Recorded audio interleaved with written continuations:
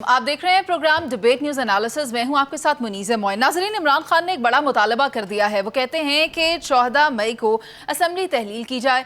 ये बात तो वाज़ेह है कि खान साहब के पास दो बड़े ही अहम सतून थे, दो बड़ी ही अहम सूबाई असम्बलियाँ थी जिन्हें आरी लेकर पहले तो उन्होंने खुद काटा और अब फिर मुतालबा कर रहे हैं कि जो कौमी असम्बली है उसको भी ख़त्म कर दिया जाए, उसको भी तहलील कर दिया जाए।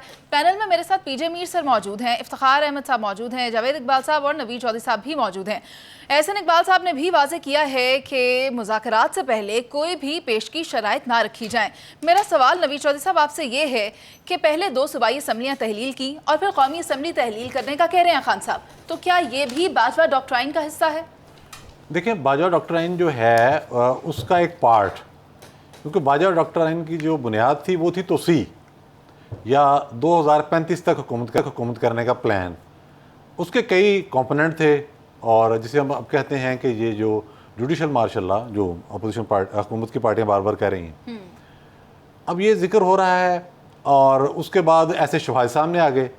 जिस तरह से साकिब निसार एक्टिव है और उसका बेटा पैसे ले रहा है टिकटों के लिए, और आपने देखा कि उससे पहले इल्ज़ाम ये सामने आया था कि वो जुडिशरी में मैनिपुलेशन कर रहा है साकिब निसार, वो चीज़ दुरुस्त साबित हो गई। तो बाद में पता लगा, इल्ज़ाम तो उसने बाजू पर लगा दिया इमरान खान साहब ने कि जी उसने कहा था कि असम्बलियाँ तोड़ दें तो इलेक्शन हो जाएंगे। बाद में पता लगा नहीं, ये ग्रैंड गेम का हिस्सा है। ये तुसी जो है ना, ये पाकिस्तान के लिए बहुत बड़ा नासूर बन गया हुआ है।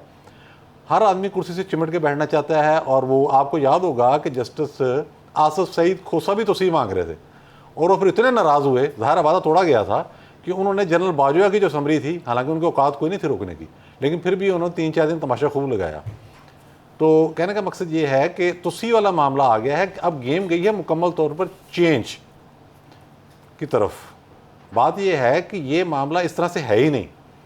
ये जो इमरान खान साहब कहते हैं ना कि इलेक्शन हो गए, मैं जब नताए जाएंगे तो रिजल्ट उसका फैसला करूंगा, मैंने मानना कि नहीं मानना। अब बात वो भी खुल गई कि ये जो 3 रुकनी बेंच है, जब तक ये बरकरार है ये सारी चीज़ों को अपने हाथ में लेकर खेलेगा। अच्छा, 3 रुकनी बेंच ने अपने जो जजेस हैं, जिन्हें हम आइन प्लस जज कहते हैं, उनको डिसफंक्शनल कर दिया।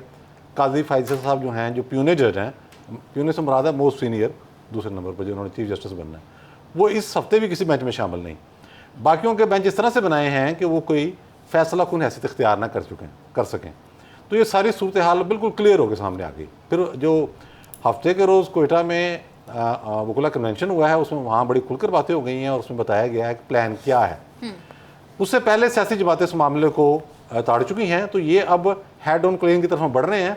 पार्लियामेंट किसी सूरत पीछे नहीं हटेगी, जजों के पास भी कोई ऑप्शन नहीं है, उनके पास वो भी फंस गए हैं, पार्लियामेंट ने पीछे नहीं हटना। तो आगे देखते हैं। ठीक है नवीद चौधरी साहब, मेरा बड़ा साफ सा सवाल है और वो ये कि सुप्रीम कोर्ट जिसने कि मुज़ाकरात की टेबल पर दोनों को बिठा दिया, क्यों कोई फैसला अपनी डोमेन में रहते हुए नहीं किया? ये मुशावरत और मुज़ाकरात की टेबल पर दोनों पार्टीज को बिठा देना क्या सुप्रीम कोर्ट का काम था? कतई नहीं। साद साहबा कहती हैं कम वक्त मार्शल भी नहीं लगा रहे। अब इस जुमले को आपने गौर से सुनना है। इसका मतलब क्या है कि ये जो अलीट है, जो नून फैमिली एलीट ही है ना, वो बुराई तो नहीं है, ठीक है भाई। अब जो 90 से पहले के जर्नैल हैं वो भी एलीट हैं, वही जो अंग्रेज छोड़ के गया था शराफिया।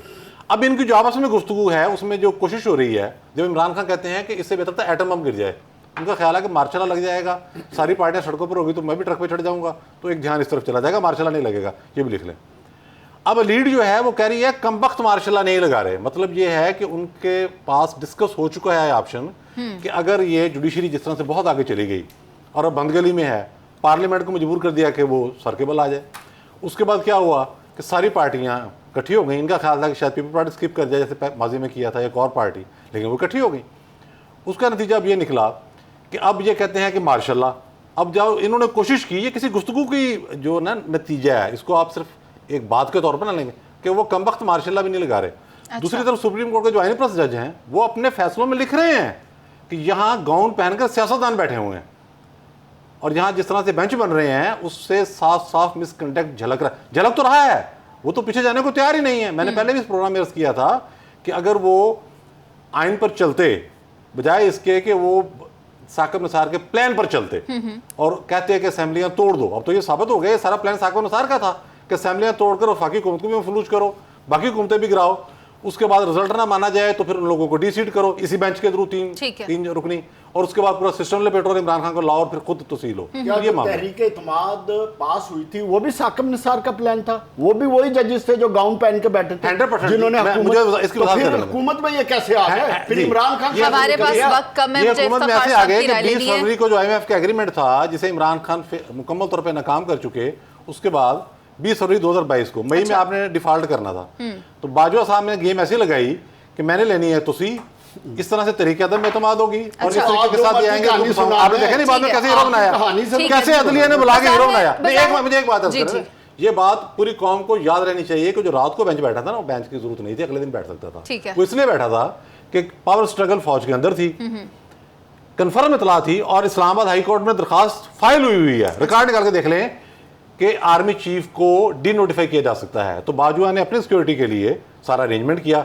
जनरल अजहर अब्बास थे जिन्होंने सारे के सारी रात को ये अदालतें खुलवाई। सर इसी बात से तो हमने आगाज किया था कि ये सब बाजवा डॉक्ट्राइन का हिस्सा लगता है। नवीद साहब, शहबाज शरीफ का ट्वीट आपने देखा होगा, वो ये कहते हैं कि जो मुल्क के मौजूदा हालात हैं, महंगाई के बायस जो मजदूर तबका है वो बहुत मुतासर हो रहा है, खाली बात कर देने से क्या होगा? बिल्कुल, ये हमेशा होता है कि लेबर डे पर कोई ना कोई बात कर दी जाती है। पिछली दफ़ा लेबर डे पर मुझे याद है PTV ने मुझसे पूछा था उनके प्रोग्राम में, तो मैंने ये कहा था मैं तो अपनी इंडस्ट्री के वाले से बात करूंगा। पहले यहाँ पर तो आप मुकम्मल जो कानून है उस पर अमल दरामद उसका यकीनी में डालें, वो हैं कि नहीं है। उसमें मेरे साथ 2 बड़े सीनियर जो हैं मीडिया मालकान भी थे, तो खैर वो बात आएगी होगी। देखिए, बुनियादी बात ये है कि इंडस्ट्रियलाइजेशन एक और दूसरा है लेबर लॉज पर यकीनी अमल दरामद। ये 2 काम अगर आप कर लें तो एक सिमत का तयन हो जाएगा। मैं ये नहीं कहता इनकलाब आ जाएगा, लेकिन सिमत का तयन हो जाएगा। मैं कहता हूँ कि तनख्वाह आप मिनिमम वेज जो है वो 32 की बजाय 92,000 कर दें। मैंने कर दी, मैंने ऐलान कर दिया, लेके दिखाएं। अमल दरामद करो ना, है कहाँ पे?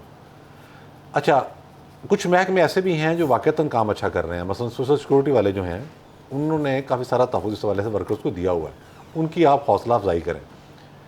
और मैं अगली बात करूंगा, सबसे अहम नुकता ये है आज का जो पैगाम है, और ये करना चाहिए, जो हमसे वाबस्ता लोग हैं ना, हम यहाँ सिटी न्यूज़ नेटवर्क में इस वक्त मुलाजमत कर रहे हैं, फिर हमारे आगे घर में लोग हैं, ज़ाहिर है मुलाजमा भी है, मुलाजिम भी है, ड्राइवर भी है। हमने ये देखना है कि हमारा गुजारा कैसे हो रहा है, इनका कैसे हो रहा है। अगर आप इस नुकते पर गौर करना शुरू कर दें तो यकीन कीजिए मुआशरे के अंदर बहुत बड़ी तब्दीली आ सकती है। इसी पर काम कर लें।